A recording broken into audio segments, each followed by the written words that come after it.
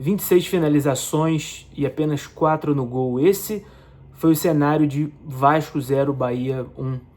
A vitória do Bahia pelo Campeonato Brasileiro. E vamos aqui para o nosso pós-jogo gravado, depois dessa derrota do Vasco, uma análise sobre o que o Vasco fez em campo, o que o Vasco deixou de fazer em campo e o porquê da minha visão do trabalho do Fernando Diniz está se encaminhando para o fim. Mas antes, pedir para você que está aqui, quer ver a minha análise, se inscrever no canal. Estamos rumo aos 3.000 inscritos. Não se esquece de deixar o like, compartilhar esse vídeo nos grupos de WhatsApp, de Telegram, de Facebook, porque muita gente ainda não conhece o meu conteúdo e chegou a hora de você conhecer e divulgar para mais pessoas, né? O Vasco entrou em campo contra uma equipe organizada do Bahia, que se defendia no 4-5-1, e no primeiro tempo o Vasco até conseguiu ter muito mais oportunidades de gol. O Vasco finalizou 26 vezes no jogo, 4, mas as 4 no gol foram no primeiro tempo, principalmente com o Andrés pelo corredor de esquerdo, vencendo muitos duelos individuais, o Bahia tendo que sair um pouco mais para o jogo e deixando espaço entre linhas, e também teve finalização com Pomita, Felipe Coutinho, mas o Vasco não foi nem um pouco eficiente na pontaria. Sai o gol de bola parada do Bahia, que aí é mais uma deficiência dessa equipe do Fernando Diniz. Perdi as contas de quantas vezes eu gravei vídeo em todas as minhas redes sociais mostrando esses problemas de bola parada defensiva.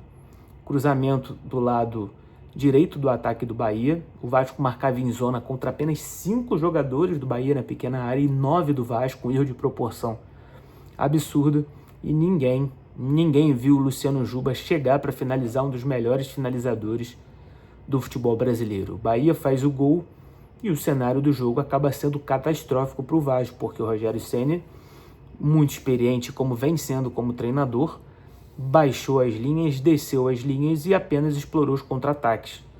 No segundo tempo, o que se viu foi um Vasco tendo ainda mais posse de bola, estava 50-50 no primeiro tempo, e termina o jogo com mais de 60% de posse de bola, inúmeras finalizações, mas o mais impactante também é a quantidade de cruzamentos que o Vasco fez. O Vasco tentou 44 bolas na área, até tentou colocar Spinelli com o GB dentro da área, mas o jogo de entrelinhas no 4-5-1 do Bahia prevaleceu, uma equipe organizada, flutuando junto, tirando o jogo de entrelinhas, e o Vasco então não conseguiu empatar, nem muito menos virar o jogo, né? É um cenário que em um cenário normal não teria problema o Vasco perder esse jogo.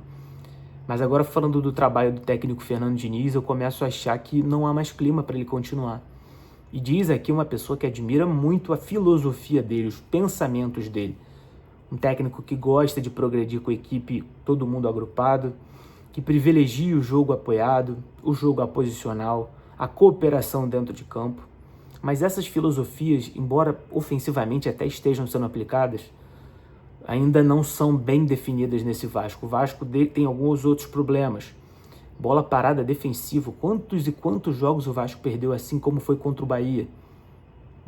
Eu quero até que vocês comentem aqui quais jogos vocês lembram. Além da bola parada defensiva, as transições defensivas, eu perdi as contas também no jogo contra o Bahia, dos buracos que o Vasco dava nos corredores. É claro que não foram tantos, mas o Vasco também perdeu outros e outros jogos assim. Sem contar a questão do relacionamento, que muitos dizem que é difícil, mas esse é o menor dos problemas. O Vasco não pontua, o Vasco não vence, são 9 derrotas nos últimos 11 jogos do Campeonato Brasileiro, e fica um pouco difícil achar que o trabalho do Diniz vai prosperar sem resultado. Não há empresa, não há até mesmo no serviço público como você progredir na sua carreira sem você ter resultado.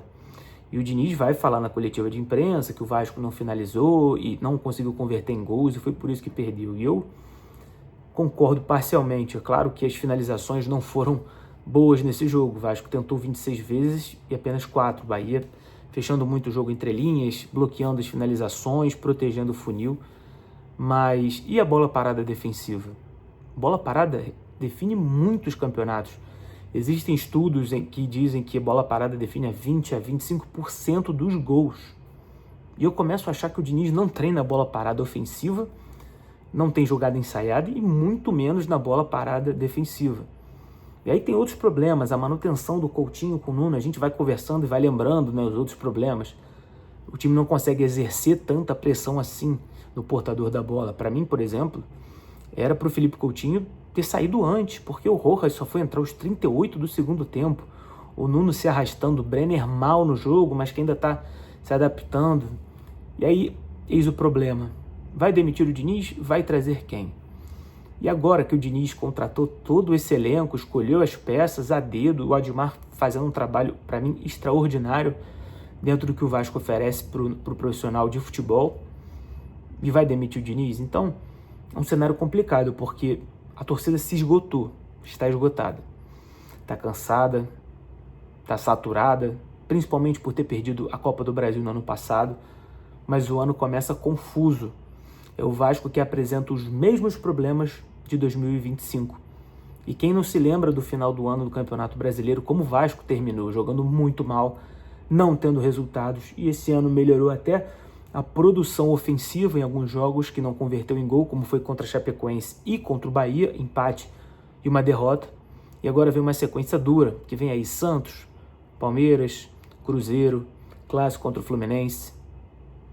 Meus amigos, sinceramente eu tenho achado que o trabalho do Diniz está se encaminhando ao fim. Eu não faço campanha para isso, mas os resultados não aparecem, os erros que eu apontei aqui são evidentes e é difícil pensar na manutenção de um trabalho a longo prazo, onde a torcida não confia mais no seu treinador.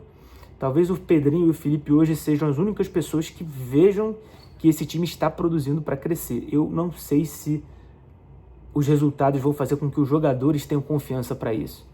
Mas claro, eu quero saber a opinião de vocês aqui nos comentários. Será que esse time está pronto para reverter esse cenário? Será que esse time consegue contornar essa situação com o Diniz? Essa que é a grande dúvida. Então deixem aqui os comentários, digam aqui o que vocês acharam do jogo, quantidade de bolas alçadas na área, as finalizações. Quero saber muito a opinião de vocês. Não se esqueçam de se inscrever no canal, deixar aquele like, compartilhar o vídeo nos grupos de WhatsApp, de Telegram, de Facebook. Se você quiser, você pode se tornar apoiador clicando no link aqui embaixo e garantir conteúdos exclusivos, porque quem é apoiador sabia como o Bahia se defenderia nesse jogo, e adquirir o mini book Fases do Jogo para você chegar na mesa de bar, conversar com a sua família, com um pouco mais de propriedade sobre o futebol. Então é só clicar nos links aqui embaixo, seja apoiador, se inscreva no canal, garanta o mini book e vamos continuar ligado que tem muito vídeo por aí, porque a coisa não tá nem um pouco legal. Comente aqui embaixo, siga o Tática Vascaína porque muda a sua forma de ver o Vasco jogar.